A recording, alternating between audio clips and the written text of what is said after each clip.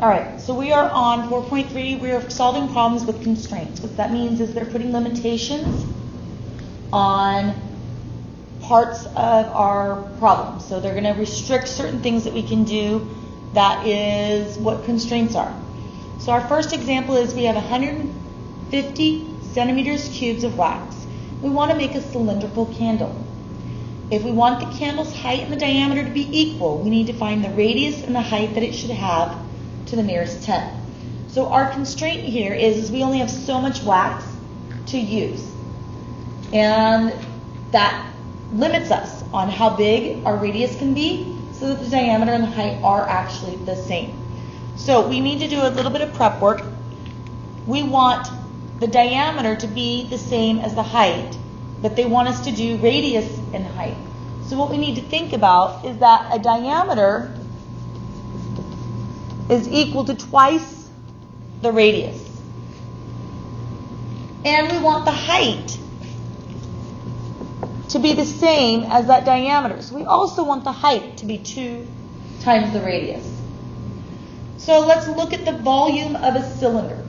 Volume of a cylinder, that is pi r squared, the area of the base, times the height.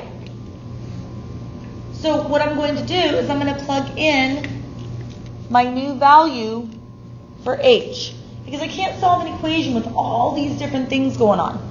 So now I get the volume is pi r squared times 2r. Well, we know that the volume has to be 150, because I don't have any more wax than that. Now, r squared times r to the first gives me r cubed, and I move that 2 to the front. So from here, we're simply going to solve this, kind of going backwards. We're looking for how big the radius needs to be. So we're going to divide out r2. That's 75 equals pi times r cubed. And we're going to actually divide by pi. When I do that, I get something around 23.89 equals r cubed. This is where you have to use your calculator. You have to take the cubed root of r, and when you do, you get approximately 2.9 centimeters is r. So again, take that cube root, we've practiced using that cube root button, and r equals about 2.9. So that's the radius that they asked me to find. Now they want me to say what the height needs to be. Remember, the height is twice that. So the height is 2 times the radius. So 2 times 2.9, that's 5.8 centimeters is my height. So my radius has to be 2.9. My height has to be 5.8. All right, we're going to look at another one. And this one I want you to have in your notes. I don't know if I'd give you a problem this complicated ever for the next one. Something like this, definitely yes. This next one, maybe not so much. To do on your own. We might practice something like this in our groups, but I wouldn't give this to you on a test.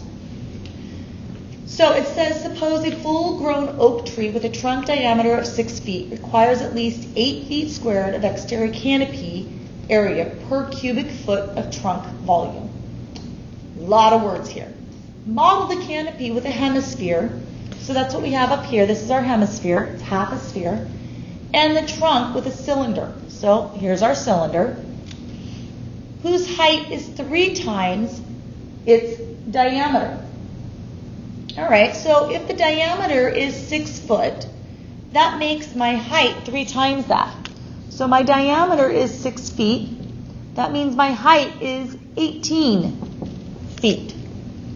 Now, we need to first of all find the volume of the trunk, because it says that the canopy has to be per cubic foot of the trunk volume. So we're going to find the volume of the trunk. So going back to my volume of a cylinder, volume equals pi r squared times the height. Area of a circle times the height. So here, that's volume equals pi times, if the diameter is 6, the radius is 3, times the height of 18. So when all is said and done, and I simplify that down, I get that the volume is 162 pi feet cubed. So first part's done. Second part says find the minimum exterior canopy area of a size of this trunk. Well, they tell me that it requires at least 8 feet per cubic foot of the trunk. So 8 feet times that cubic foot. So we're going to take that 8 feet and we're going to multiply it times our volume, 162 pi. And yeah, my units are a little different, but that's okay because it's 8 feet squared per cubic foot. So the cubic feet and the 8 feet would cancel. So this is 8 feet squared per cubic foot, and this is in feet cubed. So the feet cubes cancel out, and I end up with a square amount. And when you multiply this into your calculator, we end up with 1,296 pi feet squared. Now, we want to know the minimum exterior area for the canopy. And we have found it. So this is the minimum exterior area for that canopy.